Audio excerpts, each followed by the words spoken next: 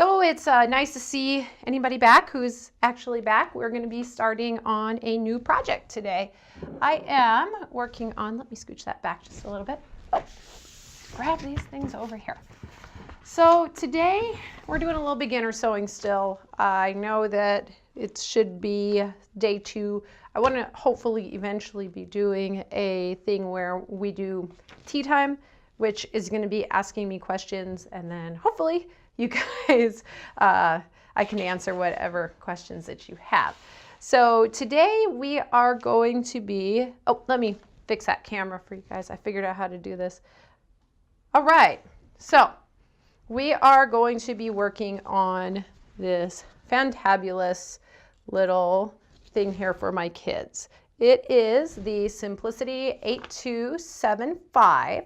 It is a shark blanket or fish blanket or mermaid blanket sewing pattern here. And so we are going to be working on View B. I have 2 kids, so we're going to be making 2 of them eventually. The first one might be a bit of a hodgepodge of fabrics because I am sewing from my stash. I know, right? Sewing from your stash, crazy. But my goal is this for the next couple months to stash bust. And if you're not a sewer and not familiar with the term stash busting, it's basically when we sewers have like 800 million collected pieces of fabric, and we're like, oh, some days it's gonna be so cute, I'm gonna totally use this, and then, yeah, we never do. So we're gonna go ahead and work on a little stash busting here. And I think that will help a whole lot to empty my house of a few projects. All right, so beginners, here we go. The first thing that we are going to do, if you did not get to watch last time we went through my patterns and we did a little bit of pattern rates, and on my YouTube channel you'll find how to make those. So, and if you were on my Facebook, I was blasting away on Facebook today. It's kind of crazy. But I was surprised. I had very few trolls, so cross your fingers. I'm not a fan of trolls. So today we are going to go over how I get started. So last week, Wednesday, it feels like last week. It's been a long time. So on Wednesday, we opened up this pattern, just pulled it right out, and separated all of these pattern pieces. I didn't really cut them out because if I want to make changes to them, I'd like to copy them.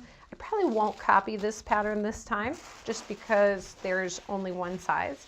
So the next step that we are going to do is actually get started looking at the directions just a little bit.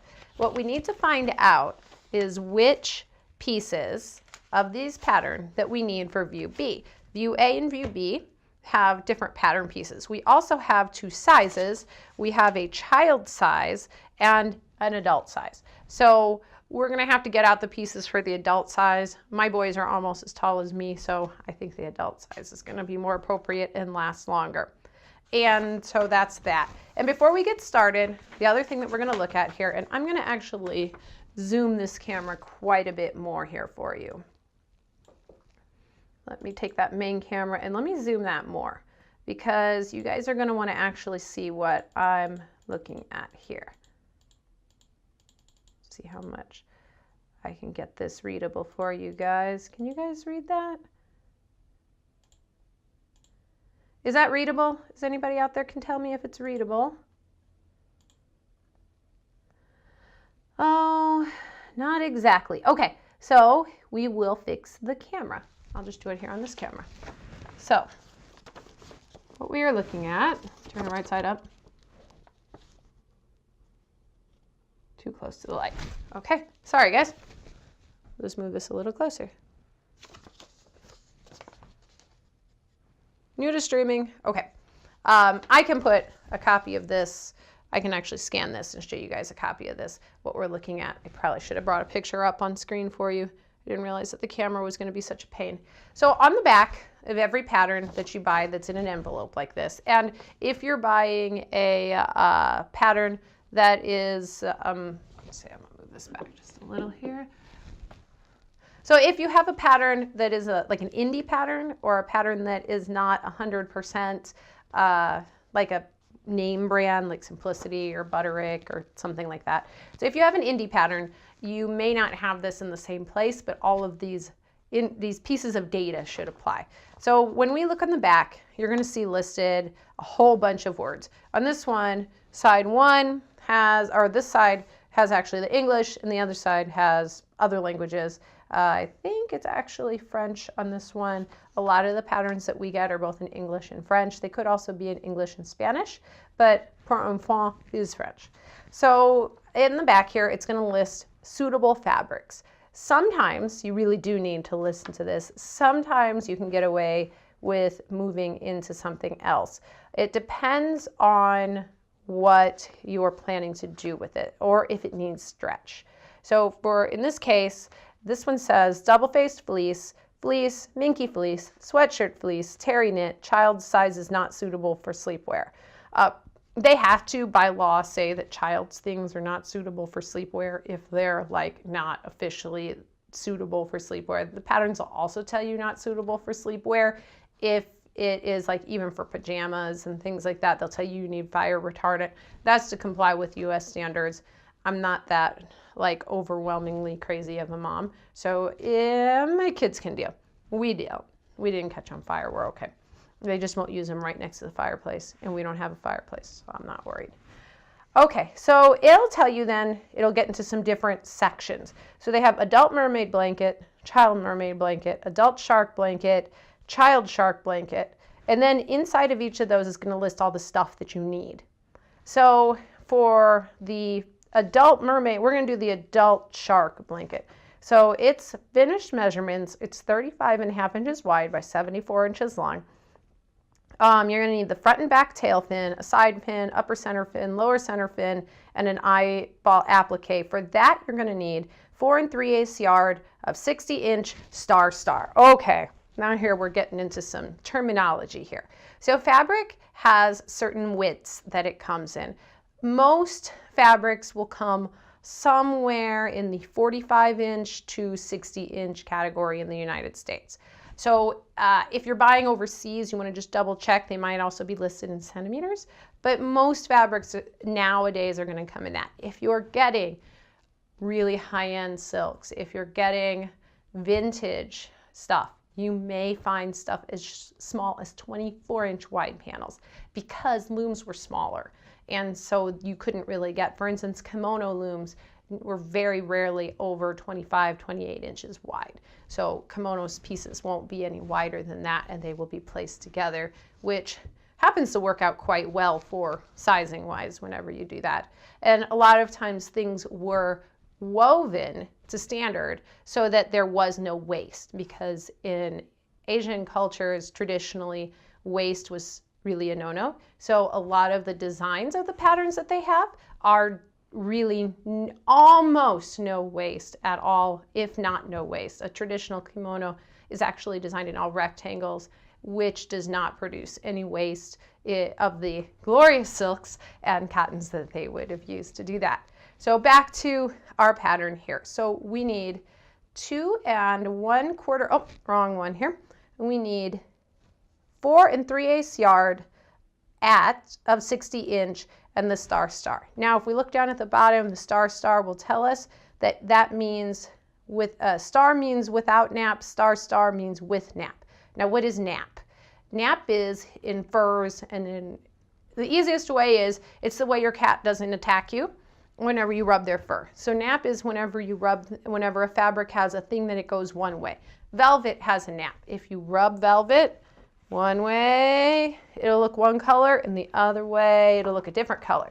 And so what you have to be careful of with a nap is you're going to need more fabric, because you can't have some pieces this way and some pieces that way, because they're going to catch the light differently. And when they catch the light differently, then they're going to look a different color. So satins, or you have to use a nap layout. Fur fabrics use a nap layout. Now, if you don't care, then you can use it in both directions. But generally speaking, you usually do care, so you need to use it that way. Now, if you don't have a nap, then you would probably need less of the yardage. So the other parts, which are basically going to be that tail fin, side band, they're looking like accent pieces. You need another 7/8 inch or 7/8 yard of fabric at 60 inches. Facings, you're going to need 5/8 yard of 60-inch fabric. Interfacing, so interfacing is basically the internal support structures. You can use fusible interfacing. You can also use other fabrics for interfacing. A lot of beginner sewers overlook the fact that you can use sew-in interfacing, and it doesn't have to be the white stuff at the end of the sewing aisle. It can actually be things like cotton muslin. It could be flannel. It's just some way to support so things stand up better. And how you select the weight of it is going to be by where you're putting it. Oh, sorry, I have completely ignored the chat. So hopefully, is anybody in the chat still? Nope. All right. I'm going to do something here since nobody is in the chat. Go into my channel here and look at something real quick. Make sure my chat stream is working.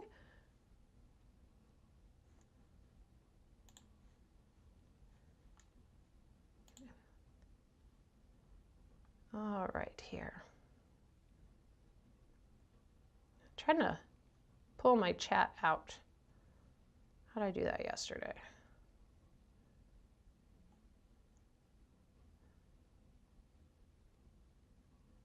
Slow mode, hi chat, pop out. There we go. Because I'm trying a new bot and it's kind of weird. So I'm making sure that we are doing this correctly. All right. So I will actually, like I said, I can post the picture, the closer picture of this, or I can actually try and get a little closer here. Get this correctly done so I don't have to zoom in. Sorry, I will be out of screen for a few minutes. And that way we can zoom out and I can get this in just a lot closer and we can read the words. All right, can we read the words on that now? Let's see.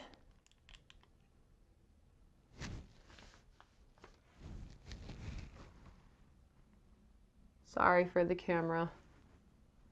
Doing crazy.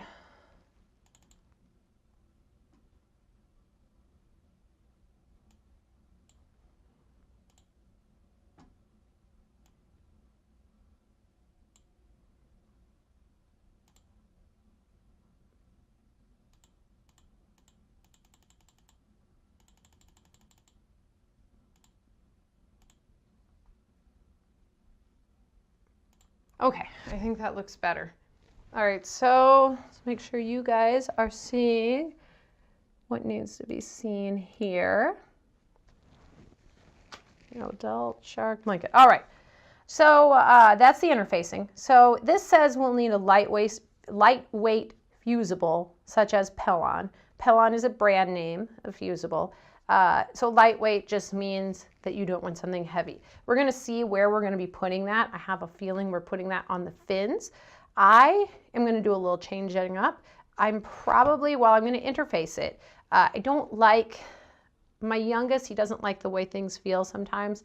And so I don't like the kind of crinkly that sometimes you get with iron-in interfacings, especially inexpensive ones. I think I have some good stuff at home, but I'm going to save it. So I'm going to probably interface it with some cotton muslin and then quilt in some lines of quilting onto those fins.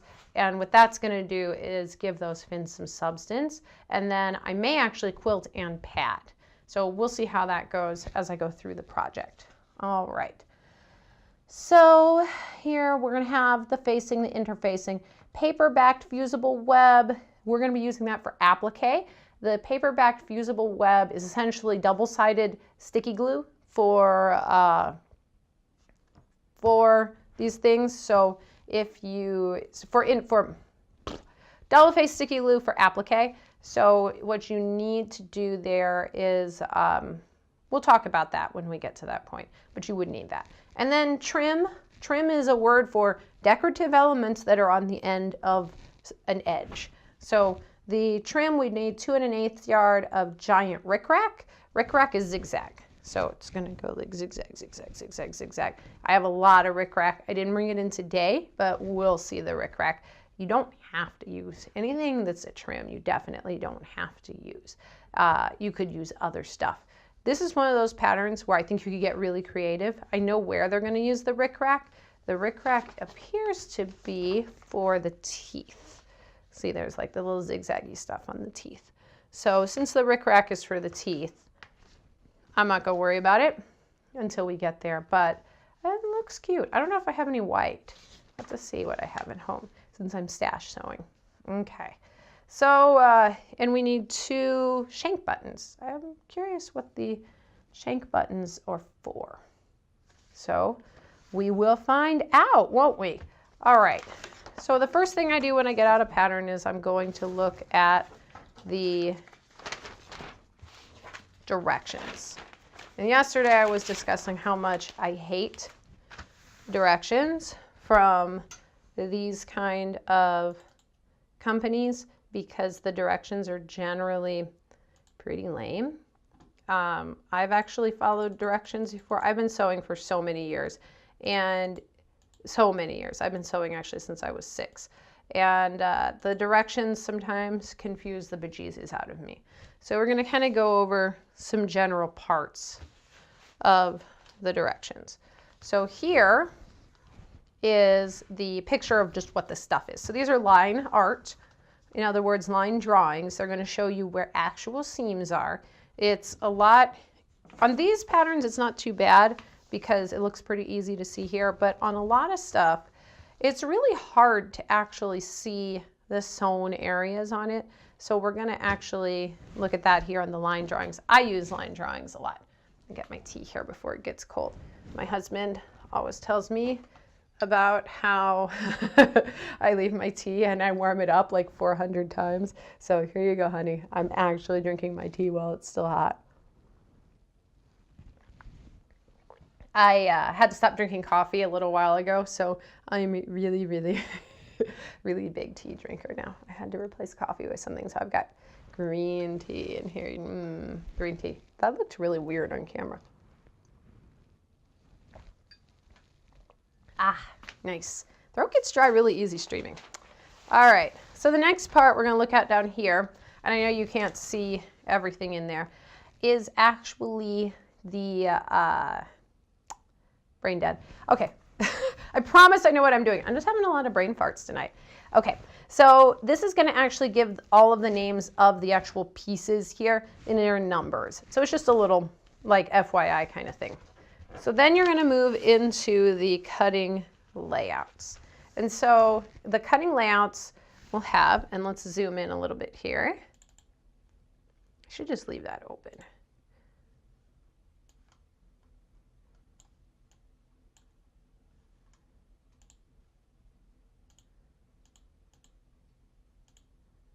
All right. So the cutting layouts are going to tell us where we're going to put the pieces on the pattern, on the pieces of the pattern on the fabric, and how we're going to do it in a way that gets us to use the same amount of fabric that they did. I have a tendency to not really use these because I cut flat. And I'll show you guys, cutting flat can be a little bit of a pain, but it also can save you a lot of fabric. And when we're talking about expensive fabrics, you want to save money on that. So we can actually usually sneak away with a little bit less when we do that. So here on the layout, so we've got a marking here. The dark color is the pattern printed side down. So it would look like that. You can see that number's backwards, that's down. The other way is the pattern's printed side up. So that should look right side up. Then we have some general directions for cutting. Pre-shrink and iron all of your fabric. What pre-shrinking means is basically if you plan to wash it in the washing machine, put it in the dryer, give it a wash and dry, because fabrics will shrink, just like you've gotten a shirt and it magically is now a size smaller after it went through the washing machine. I wash everything on cold, so that rarely happens. I get a lot less shrinkage. That was kind of funny. I just watched Seinfeld the other day. So I get a lot less shrinkage. So I do that. Now, if you have a fabric that is going to be dry cleaned, have the fabric yardage to the dry cleaner. If it is a fabric you're going to hand wash and hang dry, hand wash and hang dry. On this, I don't worry about it too much because if it does shrink a little bit, it's a blankie, you know. But anything that I wear, I worry about shrinkage. So I do put it through the washer. Now there's 2 schools on how some people do this. 3 schools technically. So school number 1 is I never wash my fabrics and I live for the adventure. School number 2 is every time I come home, I immediately put my fabric into the washing machine. And school number 3 is I do it when I remember. I'm in school number 3. So it's okay if you don't remember every time. Just know that you live a little bit on the edge and you're not really certain if you are going to get some shrinkage. And that's usually on full cottons and things like that. And like I said, wash on cold, low heat on the dryer, your clothes will last a lot longer and you're probably not going to get very much shrinking in your stuff. All right, so we are going to move on to the layouts. So here we have the adult mermaid blanket. Okay, well we're not doing the adult mermaid blanket. Let's move down. We have the child and doll mermaid blanket. Then we can move up here. We have still part of that one. All right, adult shark blanket. Here we go.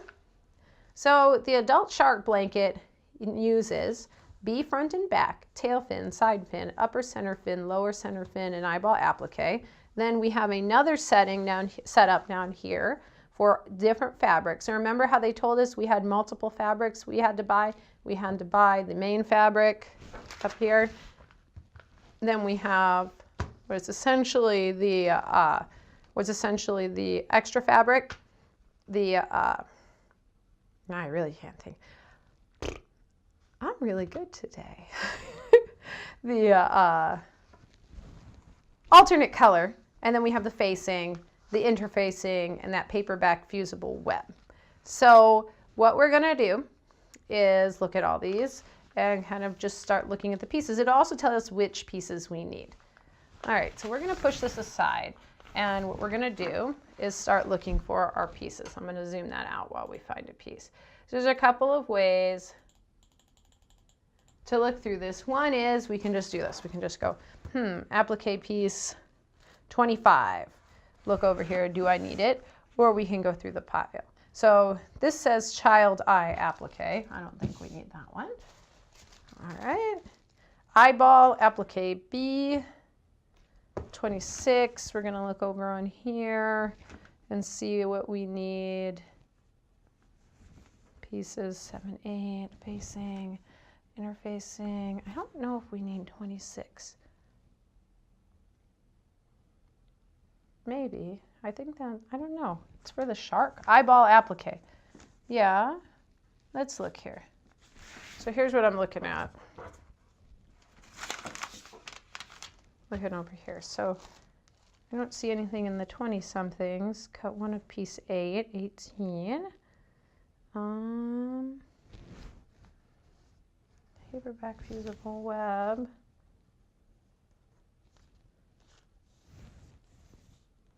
That's really strange that I don't see the 20-somethings on there. I'm going to put that aside because I didn't think the mermaid had an eyeball. All right. This is where you guys are going to start to see that these things don't always come as planned. So, oh, that says child on it. So that would be why we don't want that one. All right, so the next one I'm looking at here is the eyeball applique adult cut 1. Oh, that's piece number 9. Isn't that weird how they have those pattern pieces that the eyeballs were 26 and then that one's number 9? So we're going to put that on the side for the adult one that we're working on. Okay, adult eye applique number 8. So we'll put that off to the side. Then we have the bubble applique, which I don't believe goes with the shark. No, it does not. That goes with, and I'm actually just using my brain power on this right now. Let's see, next here, I have a seat, is the upper band on A. We are doing B. We don't need that. More bubbles. We don't need that. All right, 37, that one says doll. We don't need that. All right, child, nope. More bubbles, nope. More, there we go. Push those way off to the side and use one of those handy dandy pattern weights that I made. Okay, so put that one over there. All right. This piece is the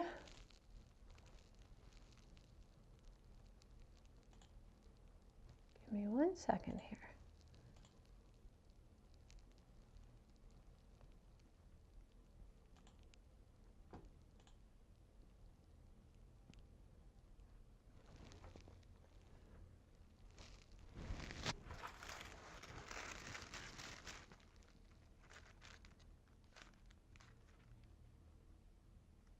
Okay, sorry people. I was actually just making sure that this was still working all correctly and that you guys could see right. So I'm going to go ahead and make my computer do a little less work here. All right. Okay, so the next thing that we're going to do is we're looking at, this says adult, lower center fin, that would be a yes. Upper center fin B, adult, that's a yes. Side fin B, adult, that's a yes. Big pieces over here. We have here 7, front and back A, B, and we do need that.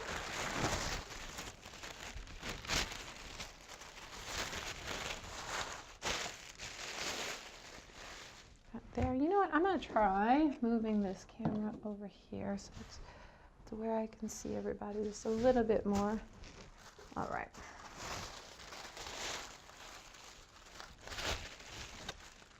(7A). Okay, we talked about this before, but on an earlier stream, and I'm going to talk about it now. So we had these weird little plus signs, and if you notice, there's no line here. No line at all. And that means that we are going to have a join. How do I know that? Because I actually know that. It was kind of written on the pattern. It actually says join to piece A, 7A, join to piece 7B. So what you do is you line up those dots like so.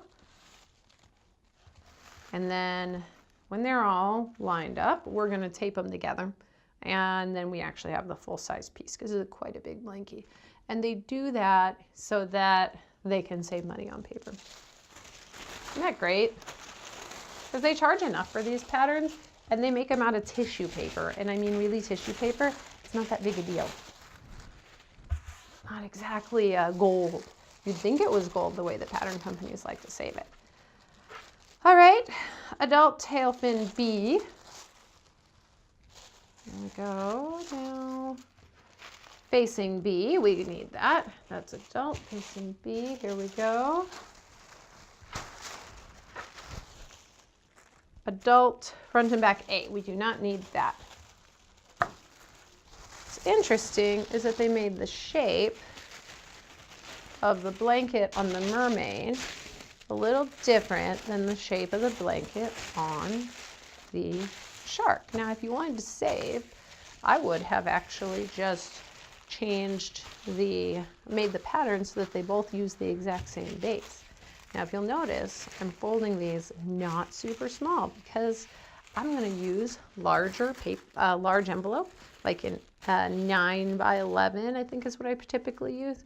And I'm going to put those in there. So I don't need to worry about whether or not that fits back in the envelope in the tiny, teeny weeny one. Okay.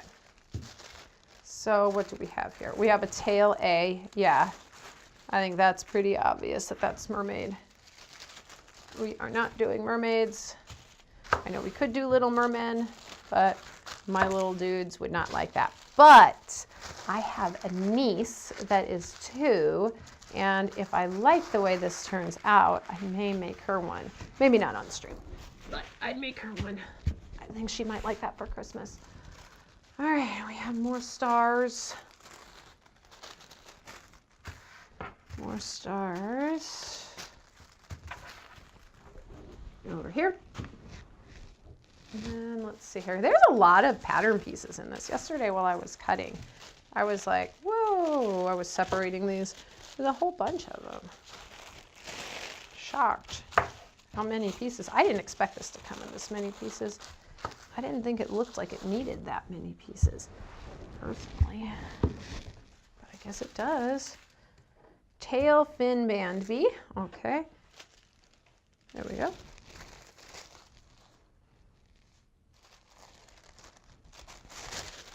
Upper center fin B. Okay. Oh, are these? Oh, that's child. Let's see. Is the other one child or adult? Adult. Okay, because we're trying to stick to all the adult pieces and put all the child pieces away. So I do this like this because the chances of me messing up are pretty high and cutting the wrong piece. So I get anything that can make a mistake for me out of my hair pretty well as fast as I can. Lower center fin band B. Is this child or adult? Child. All right. And so you really do need to sit and take the time to do this. Now, you know, if we're just making something basic, like a skirt or something, we're definitely not going to have to worry about doing all this because we shouldn't have this many pieces. But this thing has a lot of pieces, and it has a child and adult version of both. All right, here we go. Now yesterday when I was cutting this, I don't know if you guys saw, I kept some of these pieces together, and I probably should grab my scissors and separate these. Do I need child, side fin band B, child, side fin? No, these are all child pieces, so I'm gonna be lazy. I'm not gonna separate those because I'm lazy. I don't think you guys want to watch me do that.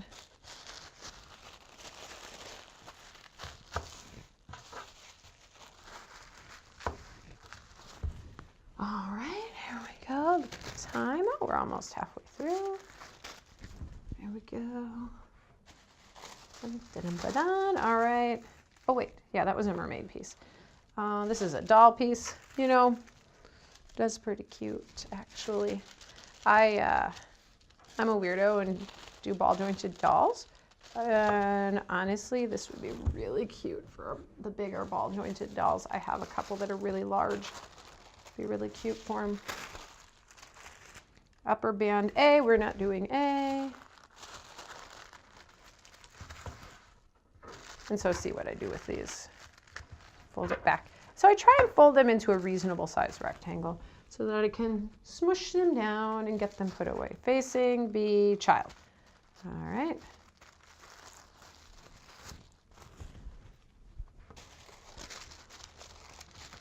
Lower center fin B, child. And I know you guys, next time I'll do this, I won't go through these on stream because this is probably boring, but hopefully it won't drive you guys completely nuts. There we go. Tail fin B, child.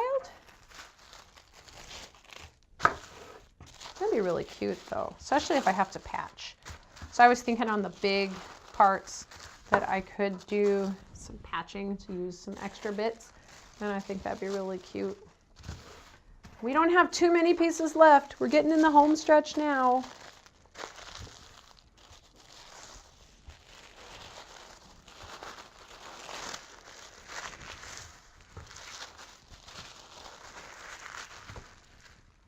I don't know why I folded that small. No need to. All right, what do we have here? Child, front and back. I'm just gonna leave this mostly folded the way it wants to be folded right now. Okay.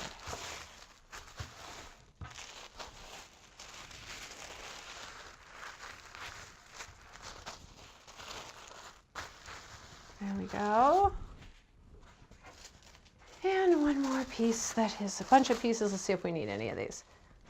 Yes, we do need a couple of these. So let me grab, where are my paper scissors? You see, I lose my paper scissors all the time.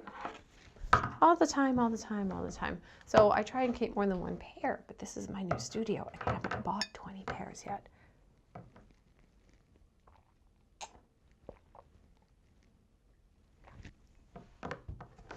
All right, well, we're just gonna separate these. I was cutting duct tape earlier, and so I have not cleaned my scissors like I recommended to do afterwards. But my scissors are sticky. I don't want them to be sticky. Don't cut yourself while doing that.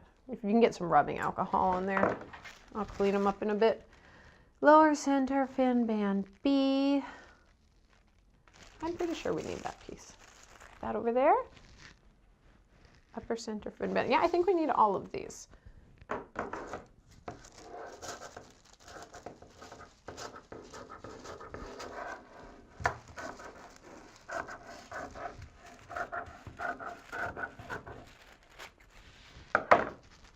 Okay, so we are going to be ironing next, and I'm going to do a little be right back while I reset camera and get it set up at the ironing station. What I'm going to do is get my iron on and on warm with no steam, and we're going to smooth out all the pieces of this pattern. Ah, the iron is gurgling, gurgling, gurgling. All right. So the reason we smooth, because sometimes the pieces actually can grow quite a bit when we are doing this. So what we're gonna do, my method, and you'll hear that iron gurgling, because I think it's kind of low on water, is when we're doing this, we're gonna come from the middle here. And you can tell when your iron is hot because you can feel it on your paper, but you don't want it too hot. So what I do is just keep going here, and sometimes you have to pull a little. All right, so now we're gonna keep going through many pieces. And we're gonna put them, just hang them over here on the side, I think. Dun, dun, dun, dun, dun. Making pieces, dun, dun, dun. Hold on 1 second here, I'll be right back. Sorry, I was a bit unprepared for what I needed to do today. Work was a little crazy today. So, going to, sorry camera, do this here. Now cord management can sometimes be a big deal. So, being left-handed also doesn't help with cord management. I am gonna get this iron a little hotter. It does not seem very hot.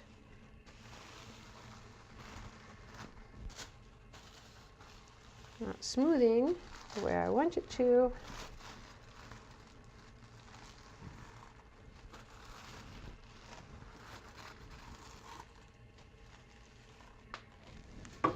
There we go.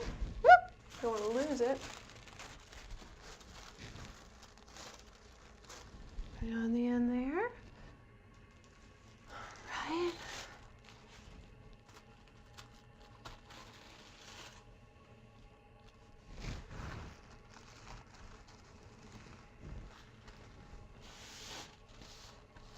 And I'm just turning this to try to make it so you can actually see it.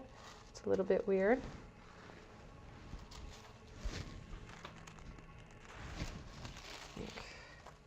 Next time, I will bring my board, my small board, and bring my iron over to the other side. So my room works around a big table. And so because of that, because I laid this space out in a way, because I teach in person, that it would work, hopefully, both for recording and for teaching. So things are laid out a bit oddly, and I am still trying to get everything functioning the way I want it to be. So see, here's another point of problem. where ironing can help. So see, that line wasn't quite straight.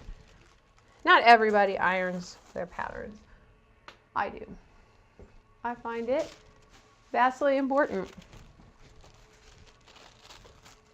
But if you don't want to iron them, then you can hopefully try and pin it out, and that's okay too. But this is the way I do things. And isn't that wonderful thing about the arts and creative stuff in general is that there are so many ways to do the same thing. And because there's so many ways to do the same thing, we don't have to worry about if we like that way or not, because we can actually just go out there and find another way or invent our own, and they are all very valid so long as you come out to a result that makes you happy. Okay, here we go. Working. So maybe next time we could find some music. Next time we do something like this.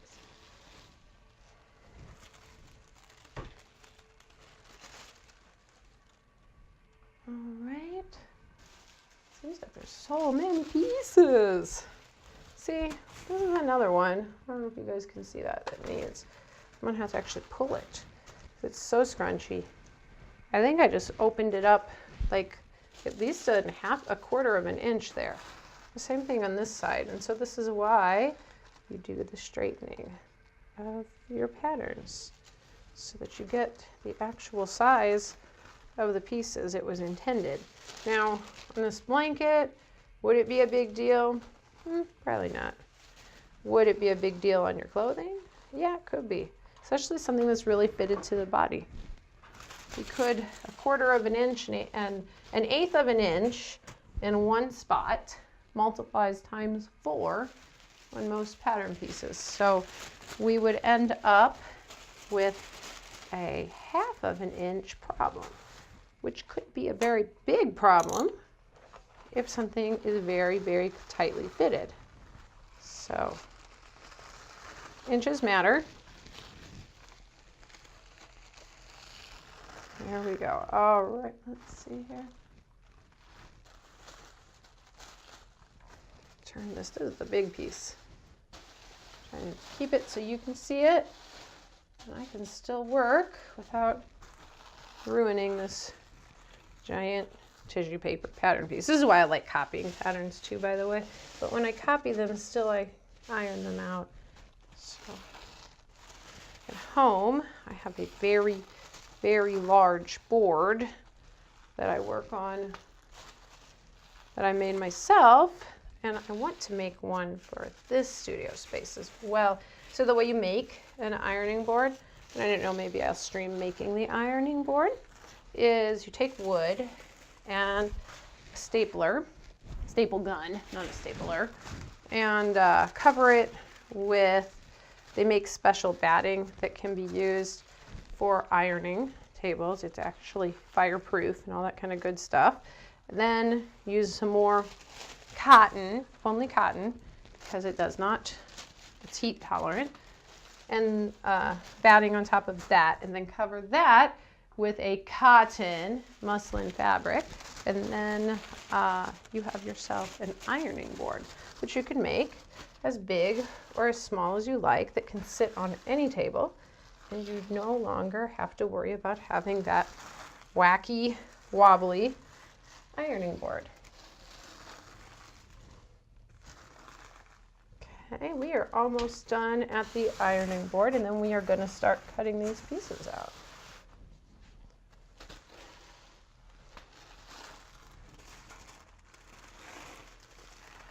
And we'll start talking about markings. Reading markings on patterns is kind of like what many of you guys, if you're younger, don't actually know, which is reading maps. Back in the olden days, we had to read paper maps, and they had these legends on them, and you'd have to match up all these symbols and things. And gone are those days, and I'm sure it's for the better, because none of us liked reading them. And on road trips, it was always one of those things where everybody got to take turns that wanted to be the navigator. You got to be the navigator. So then being the navigator didn't mean that you just repeated whatever your GPS said loudly, hoping that the person driving would actually bother to do those directions. It actually meant that you had to figure out which street and where you were, and not do like me and have your father screaming at you because you didn't know which way was north, south, east, and west in the actual direction you were going because you didn't have a freaking compass. Anyway, no, my dad is wonderful, but I've never been the best at that. I'm not a navigator. Strangely enough, navigating by boat is more in my forte than navigating by car.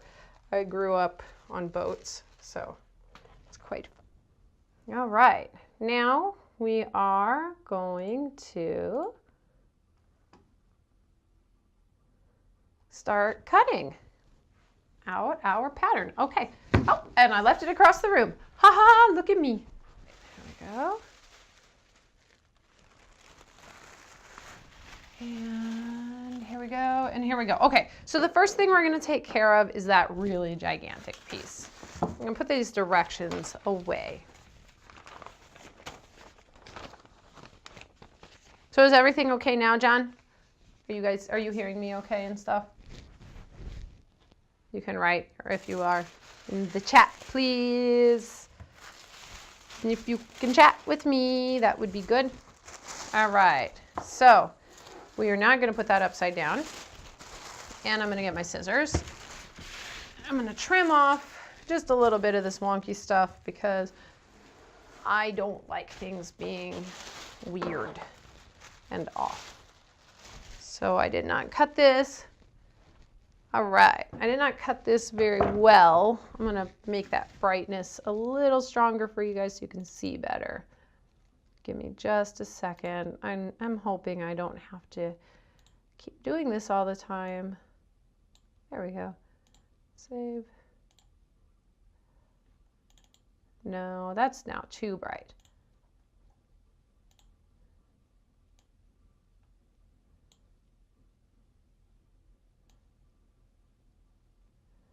My camera's exposure is kind of strange. It's a webcam, so you'll just have to bear with me just a little bit here as I make changes. Okay, so now we're gonna just fix this up just a little. It doesn't have to be perfect. I may be a perfectionist, but it doesn't have to be perfect. I'm gonna get my tape. Apparently, I am the queen of losing my tape. So we're just gonna put a little, now here's what I'm gonna do because alignment is gonna be tricky. So we have to align all of these at the same time. I'm just gonna kind of generally align and then just pop one little bit there.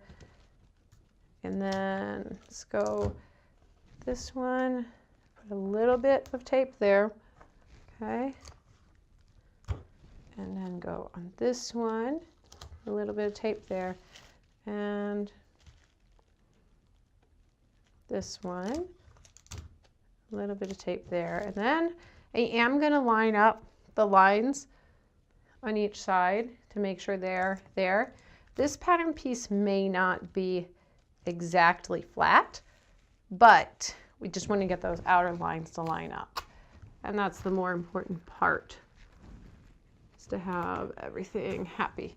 So now, because I like things to be secure, I'm just gonna pop some more tape like this.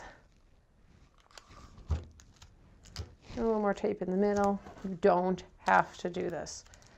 I really like to do this because if I remake things, I want it to be really sturdy. Now we're gonna look over here at these symbols and things. We're gonna start cutting out. Now I like to use my rotary cutter for stuff like this. I like to keep more than one rotary cutter. So we talked about scissors and how we want to make sure that our scissors for fabric, and we use separate scissors for fabric and paper because it dulls it. I also like to do the same thing with rotary cutters. I like to keep a rotary cutter set up with an old blade that doesn't really work good for fabric anymore, but I can use it on paper, and then keep one set up with new fresh blades. So right now I only have with me my baby. We talked about yesterday, rotary cutters are dangerous. Same blade, 360, fingers, no. So it has a safety. So when you put that safety up and down, it makes it so you can't grab the blade. I have this thing, when I'm not using it, safety, then down, safety, then pick up. I advise it because I have actually sent myself almost for stitches with this sucker. Also, when you're using it, one that's this way, now I prefer the ergonomic ones because they're bent a little bit, so if you put your finger this way, it doesn't go all the way down. But as you can see, if I slide my finger like that, that would actually touch the blade when that's down. So if I slip and I go, I'll slice right through my finger. So hold it like this, not like this, like this. Okay, or like this. You can put a little bit there, but just try not to put it on top. And then we're just gonna start trimming away. Now I'm gonna cut to the outer black line and not to the dashed line. On this one, it looks like the dashed line is going to be where our seam goes, and the outer line is where we're cutting. So in patterns, we have what is called a seam allowance. A seam allowance is basically the amount of extra used to make the seam. So the little smidge edge, like in my sleeve here, there's a tiny little bit of allowance in there. And we'll go over that more whenever we get to actual sewing. All right.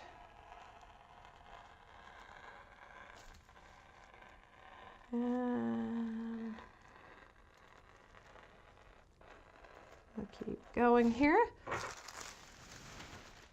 And every so often, I like to go ahead and cut away excess paper when I'm on a lot of, when I'm doing a big thing. Now I like to scrunch up any paper I don't need, and then I'll throw it on the floor and clean it up at the end. And the reason I scrunch it is so that it tells me, oh, this wasn't just a little piece I dropped on the floor. Because I find that if I don't do that and I drop a piece on the floor, I may accidentally throw away a piece that I needed. So I started using the scrunching method to delineate between I need that piece and I don't need that piece. Wow, this is a really big blanket. Oh goodness, my kids are gonna like this. My youngest likes to lay on his belly on the floor when he plays video games, which when he's looking up like this, I mean, I don't know why he does it. To me, it looks really uncomfortable. But this is the perfect blankie for that, because then you're wrapped up in your blankie, and when you roll around, whenever your game goes wrong, then you have a blankie wrapped around you. He does this thing where he actually does roll himself. He calls it a burrito. He rolls himself like a burrito. It's funny. See, flicked it closed. All right, so we got that side, and then we're gonna turn. And I'm turning this so that it's easier on my hand. And I'm gonna move this back a bit because I do find myself. Now I'm turning it so it's easier on my hand.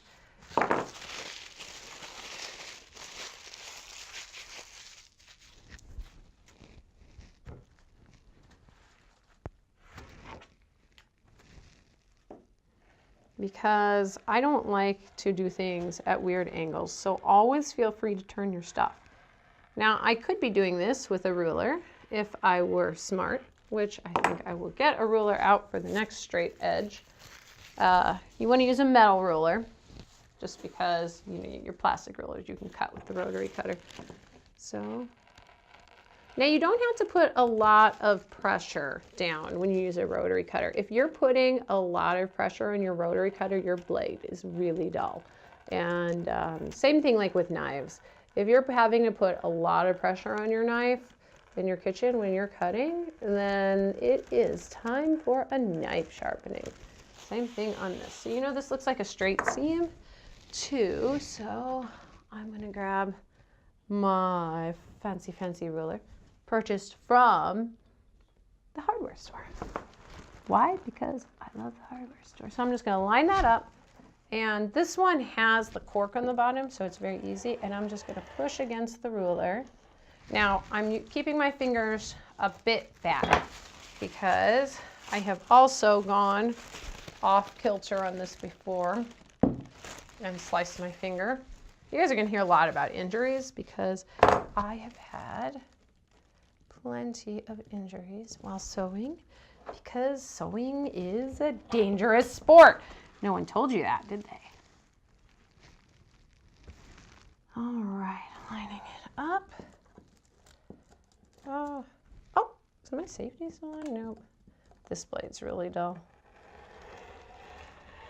I think it's time for a new blade on this guy. Oh, there we go. Okay. Are you still there, my husband? All right, looks like he has gotten offline. He's so sweet. He likes to help me with my viewership.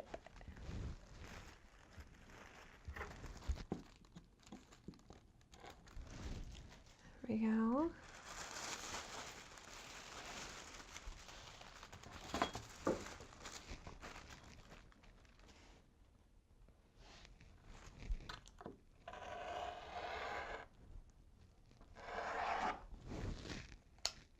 Clipped it cut shut.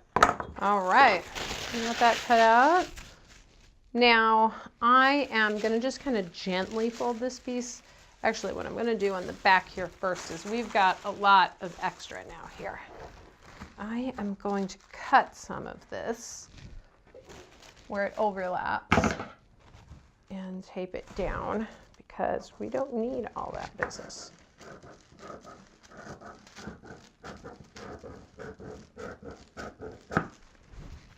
And you know, I just like to do that.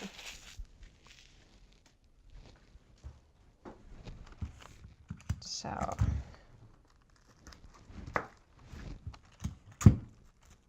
here we go, and some more tape. And some more tape, there we go. All right, this piece is really ready to end up for cutting. We'll prep that, so I'm just gonna kind of very gently, I don't want to put big folds back in it, but just gently do that. And since that is our largest piece, put that off to the side and get started on the smaller pieces. So here we go.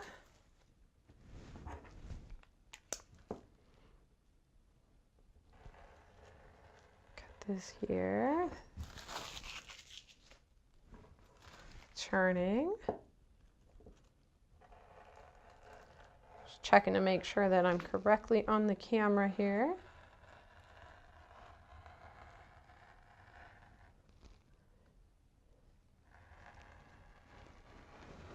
There we go.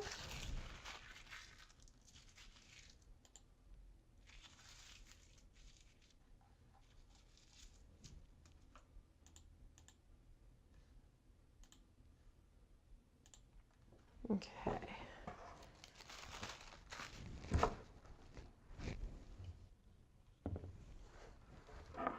Gonna sit for a little bit. There we go. Oh, we don't have too many pieces at least to cut out. And if you didn't want to have a different color on your tail fin, we could actually reattach this back to the other piece that this goes to and make a uniform one without that piece. What we would have to do is remove the seam allowance from this top side and the other side and overlap it back again. And then we would be able to remove that.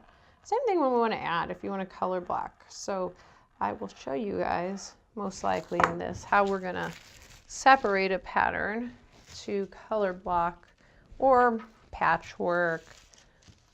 You know, basically just make more out of less. So these pieces I'm not going to separate because these are those applique pieces. I'm actually going to copy these off individually, so we're just going to put those in the pile. And then I've got some fins. Get my straight edge here. Get that all nice and lined up. Fingers back. There we go. And you can see how much faster this is than hand cutting a pattern out. It's so much easier. Another option for doing this, which I don't have one with me, is an X-Acto blade. You can use those on your rotary cutting mats. Now you don't want to use this tool on a kitchen table without a mat, or on any table without a mat. It's going to destroy your table and your blade. These blades are not exactly cheap, so you kind of don't want to destroy them. There we go. Fin B is almost cut.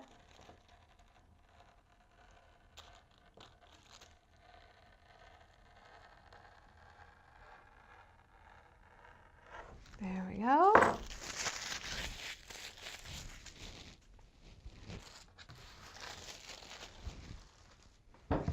Next, more fins.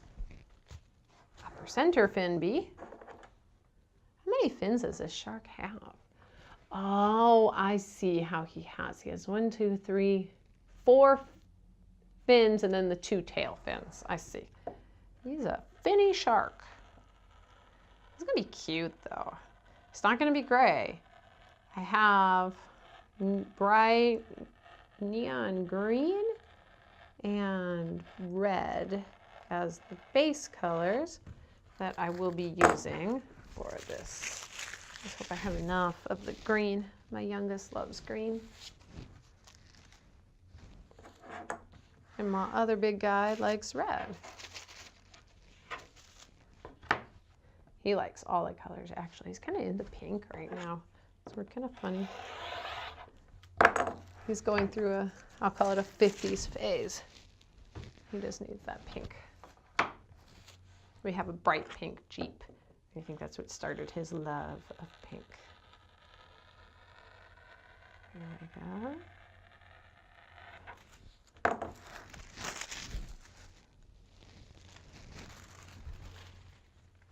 Let's get the other fins. How many more fins? Just a couple more fins. Yeah, I do think it's nice on this pattern, and they don't always do that. This is something that I haven't seen on a lot of patterns, that they have the dotted line here that shows you your actual stitching line. I typically will draw that in on my patterns or directly onto my fabric on pieces when I'm working on clothing because I want exactness. But on something like this, I probably wouldn't do it. I would just measure it at the machine. But I think that's pretty neat. It's pretty nifty. I think they're 1/2 inch. Are they a 1/2 inch? Or 3/8 inch? Oh, they're 3/8 inch. So typically in patterns, you're going to see a 5/8 inch or a 3/8 inch seam allowance. And a 3/8 inch is used when you don't need to worry about having any extra room for fitting. I actually usually, like on my own patterns, I'll make 1/2 inch just because the math is easier on the 1/2 inch. And I think it's just the right amount of seam allowance. You still have some room if you need it, but you also have, you don't waste as much fabric. Smaller seam allowances means less fabric you need to use. And when you're making a big something, that can be very useful. Need some drink. Tea time.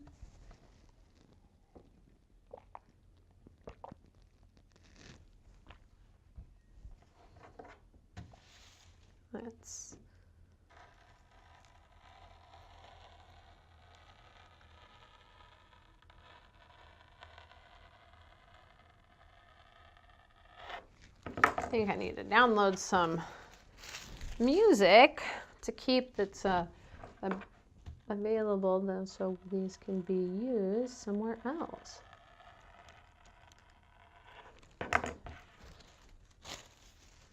So this will go up on my YouTube stream, this VOD, probably tomorrow evening, I think is what Twitch lets me do. And I might run some edits in there.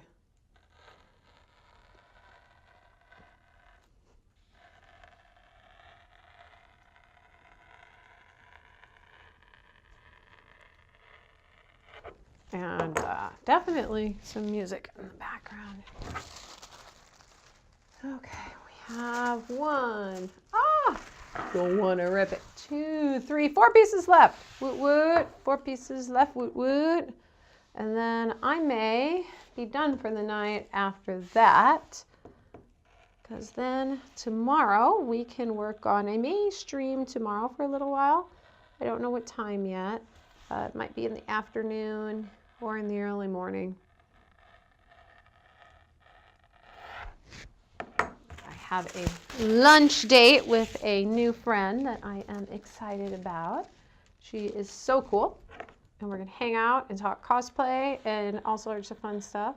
I met her at Archon, which is an awesome convention, the best of the year in my opinion that I go to. I'd like to go to more. Maybe with some help with some donations, I could get a little bit more monies to help with going to more conventions so that I can help you guys with your cosplays in person. I also do one-on-one or in person or, you know, just super help over Hangouts or Skype or whichever media that you want to do over Zoom. We can do a video and work on your very own cosplay. So if you have something that you need specific help with, we can make a session and then get you started and get you helped. A lot of times that's really useful to get past a part that may be tricking you up. So if you want something like that, just hit me up with a message through any of the socials. I have all the socials down below.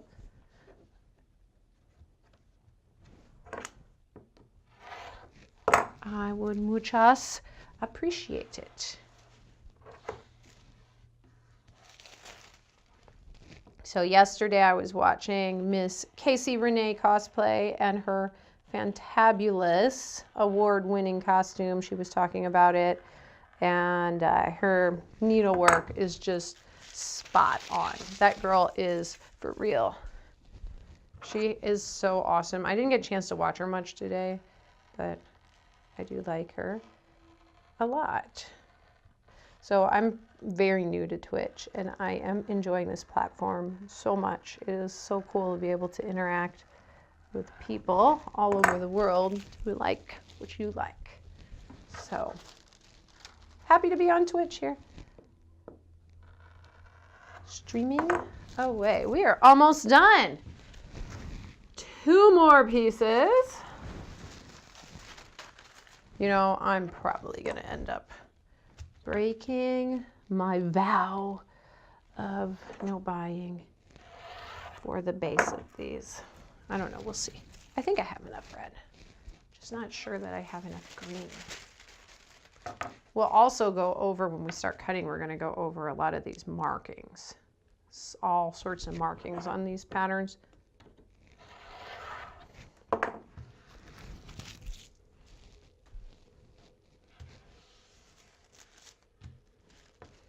Now, if you have really long things to cut, you might need to get out a longer ruler, or you can just do it in segments. But if you do it in segments, I like to take the ruler. I don't know if you guys can see that. Actually, no, you can't see that. I take the ruler over the edge. I'm not used to working in a limited space like this. You take the ruler over the edge so that you can have a good space to start. Because if that started, if I did this like this, it's hard to get my rotary cutter in that spot just right. So I start a little bit back here. And when you do that, you can get in that spot.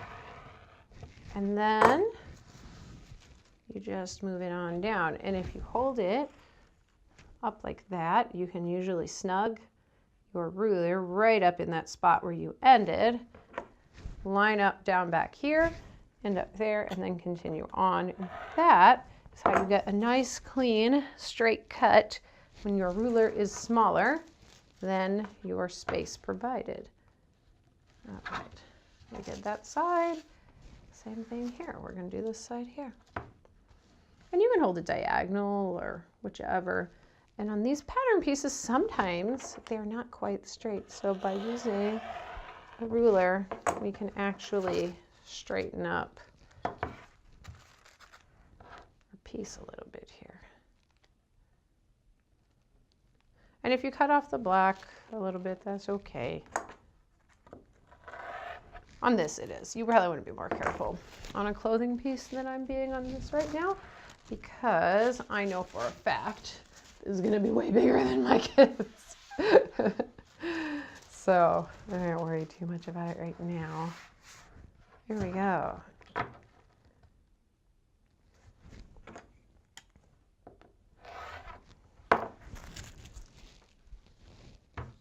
And we gotta get the other side. So I like to get the edges that can be done with the straight edge first. So then I can take that off. And then we'll put this like this. And go here. So maybe today we'll go over some of the, I think we have time for that. We'll go over some of the markings on here. We can reset that camera and zoom in a whole lot more and go over the markings.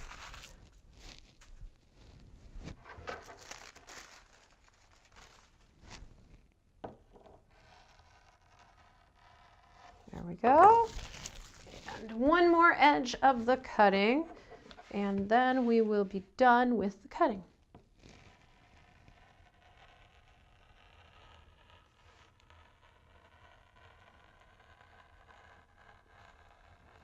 Almost there. Hey John, is the sound okay? Are you still watching? I know Connor said that it was a little low last time. Am I better? I don't know if he's watching still. Okay, so I'm going to bring that camera down. Give me just 1 second. Let me adjust it down lower.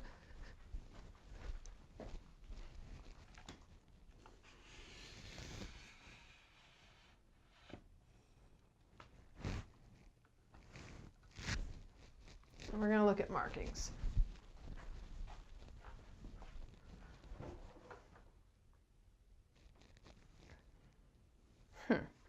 Get it a little lower yet. Let me go right back. Sorry, still learning my space. All right. Sorry for the flingy camera. There we go.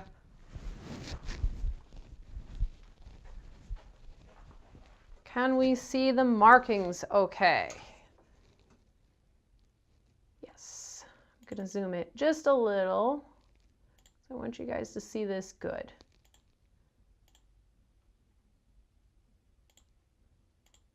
Okay. Markings. First thing we're going to talk about is the label. So every single pattern has a label on it. The piece it does. It'll have a number, and it'll have the number of the pattern on it. So that will have, this is a Simplicity 8275 adult. It is number 15, piece number 15. That piece's name is the upper center fin band. And this is the version, this is the VUB. Then it usually has something below it. These are in Spanish and French, so it's just the extras. And then how many of this piece we're going to cut. So it's going to say cut 2 on this one. So that's the basics of that. Now it'll be in different places on different pattern pieces, and that's okay. So now we're going to look over here. at these. So this is a match point. It is indicated by little triangles. Originally, oops, sorry, breathe too hard. I'm gonna get a little thing here. So originally when I learned to sew, my grandma used to teach me to cut these on my fabric this way. Let me use you would cut these little triangles out. Oh, is that a pain? Then I learned that in the couture world and in a lot of the higher end sewing world, they make a notch in, and it'll look like this and it'll look like this. And so you cut a little snip and a little snip into your pattern piece and in through your thing, not past the seam line, just enough to make an indication. So in this one, we're going to line up to a double. So doubles line up to doubles on the other side. A single line up to a single. You may get a triple. Every once in a while, you can see a quadruple. It's kind of crazy. But the snip method, it's a lot easier to cut. It also means that when you rotary cut, which I tend to rotary cut primarily, that you can actually do that full rotary cutting without picking up that piece and doing those snipping of the little triangles. It's crazy. Just make sure that when you're snipping directly through to the point and not kind of off to the side, wiggly woggly, because that will make it so those pieces don't line up exactly. And you do want them to line up. And when your pieces aren't lining up and you've done your markers properly, it's because they're on the bias, which we'll talk about that a little bit more. Don't worry if you don't know what that means yet. If you're on the bias, pieces will stretch easily, so don't worry about that. Yeah, a little drink here. Throat is dry.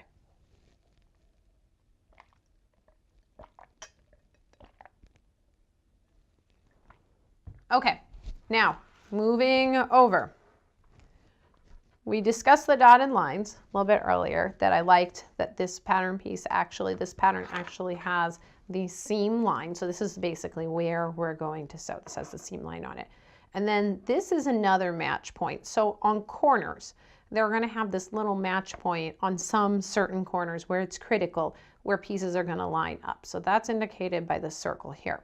And I use a hole punch to mark these, because then I can, a hole punch or an awl.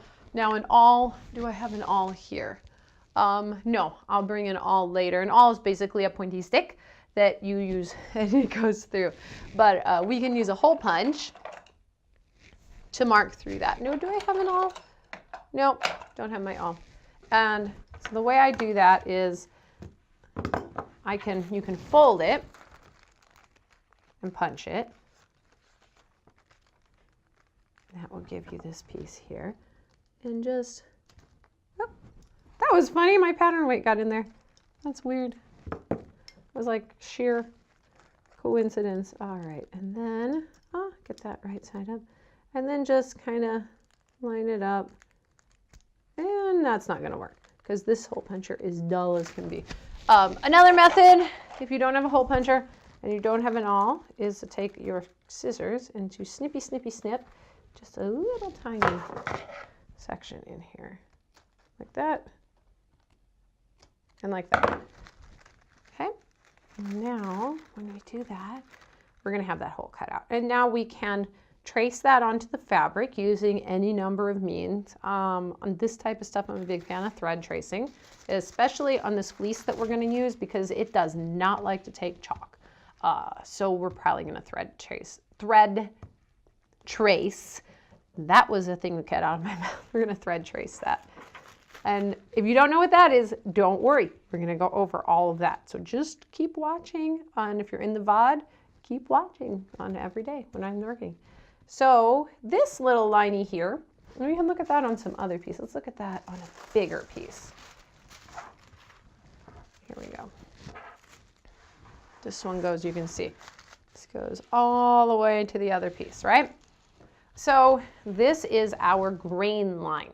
So this tells us which way we need to place this on the fabric. There is an arrow at this end and an arrow at this end. And what that means is that this piece can be placed with the grain in either direction. When there is an arrow pointing at only one side, that means all those pieces have to be placed in that way. which in that case, then it's like a napped layout. So if you need to remember, if you're doing a napped layout and you want to remember which way the nap is, you could take like a little highlighter or a marker or something and just mark which arrow you're going to use, like, and point it in that same direction.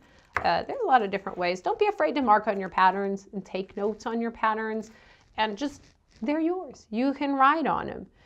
Make what you want for next time.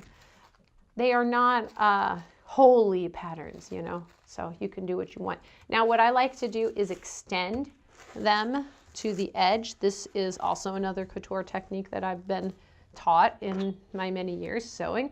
And you just take your scissors, or your ruler, and line it up, and take pen, pencil, marker, whatever you got, and go ahead and extend that to the end of the piece.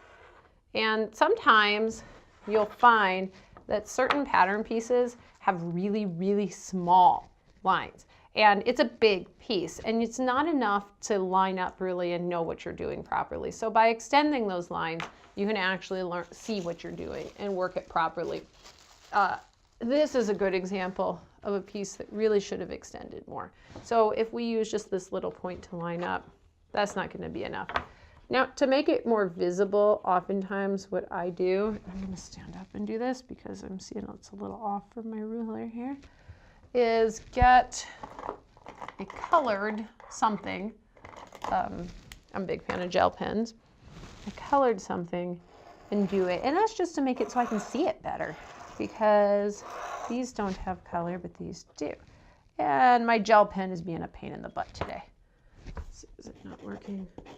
These were Amazon, very inexpensive gel pens, and they don't always work. I should know better than to buy something on a lightning deal that seems too good to be true. I am a sucker for gel pens, though. If anybody ever wants to send me a care package, gel pens are cool.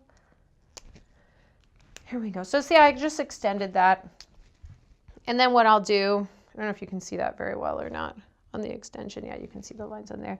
Is redraw an arrow, a nice big arrow, just towards the end. So I know what that line is for, because we could end up with more lines on patterns. Now, if I need to turn this piece because this piece doesn't fit properly, what we can do, and this is where having a gridded table is A++, is decide to use the alternate grain, which would be this way. So I'm using my board here, but you can use a square. I can get a square out and show you. So if you use a square, I'm going to line it up on your line here. And then you can draw in your other grain line that could be used. And I'm going to do that here just in case. So then you square it off like that, and then you can take the long part of it and continue that line all the way across. So we can use what's called the cross grain, which is using the other grain of the fabric. So there's an up and down, there's this way, left and right, and left and right, and left and right, and then there's the fibers that go up and down, and up and down, and up and down. The fibers that go up and down this way are stronger than the fibers that go this way. Typically, we want those lines to go in the same direction as the fibers going up and down. We can also use the cross grain. It's just not quite as strong as the main part of the grain. And that's okay. Most of the time, that's not a problem at all. I would only think it would be a problem if we're building something like a tent, you know, or a bag that's going to have really heavy usage. Or if you have tweeds and fabrics like that where the yarns that are used in the left and right are really weak because they're like crazy yarns.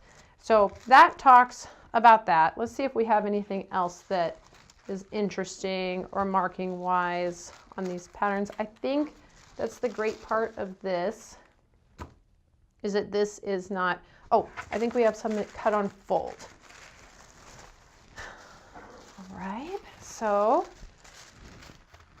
cut on fold, center fold. So these big arrows that point to an edge, these are pointing to a place where the fabric will be folded, which means this is half the size that it's finished going to be. So if we were to not use the fold, if we were to cut it flat, we have to take it this way and then flip it over and take it that way to get the full size of the piece.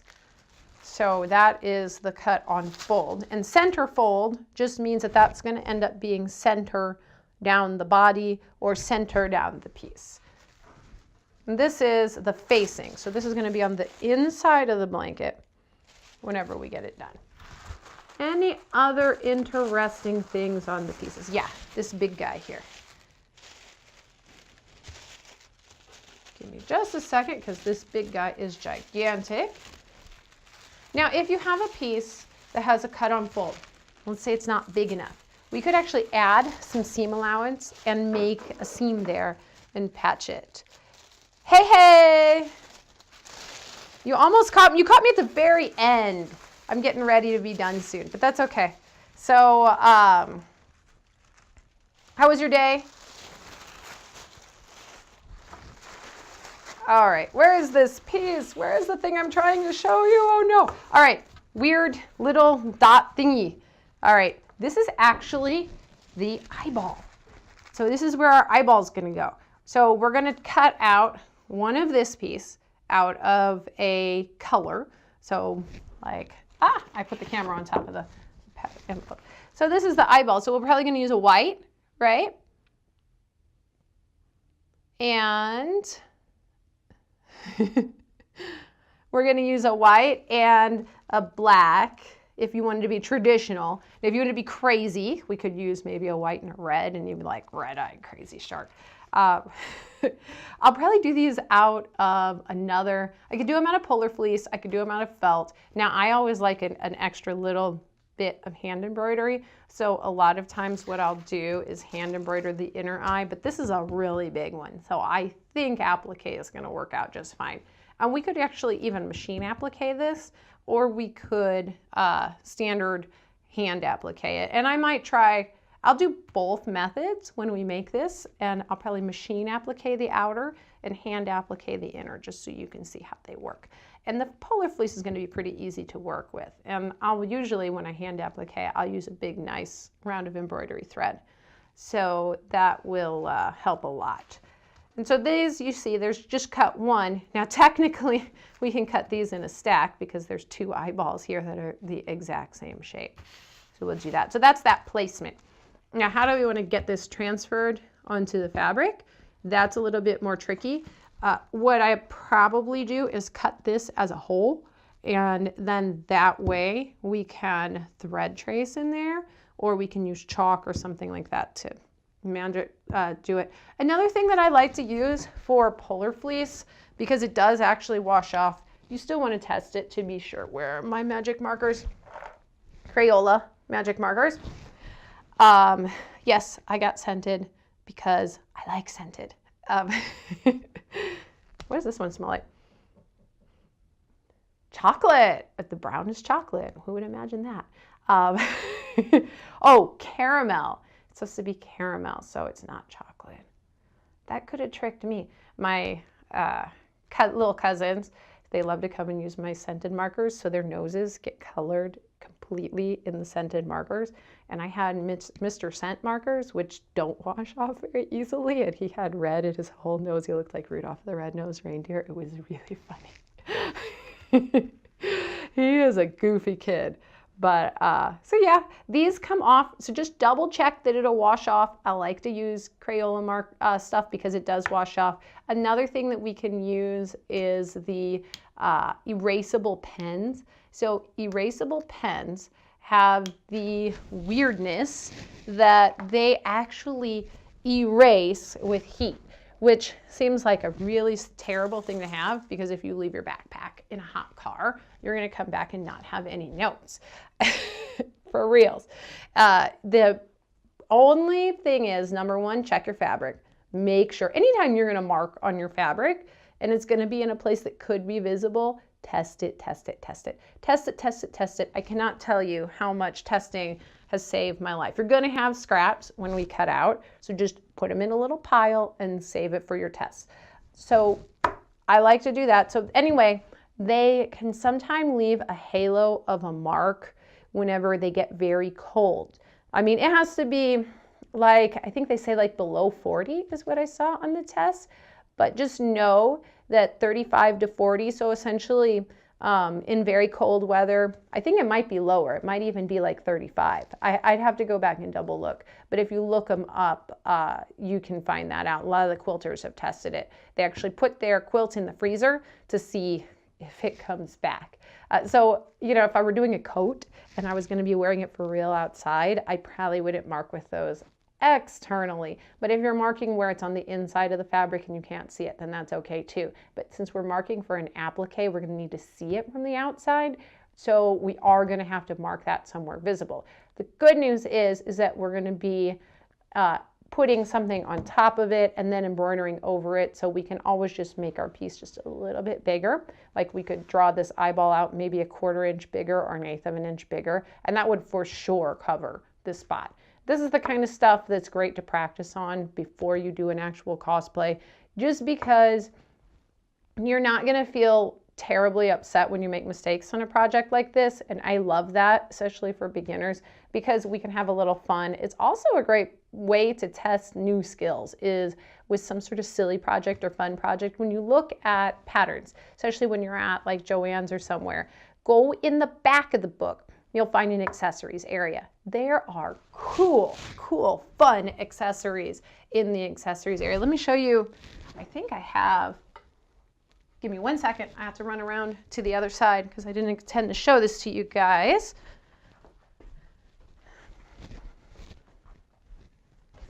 Where is my...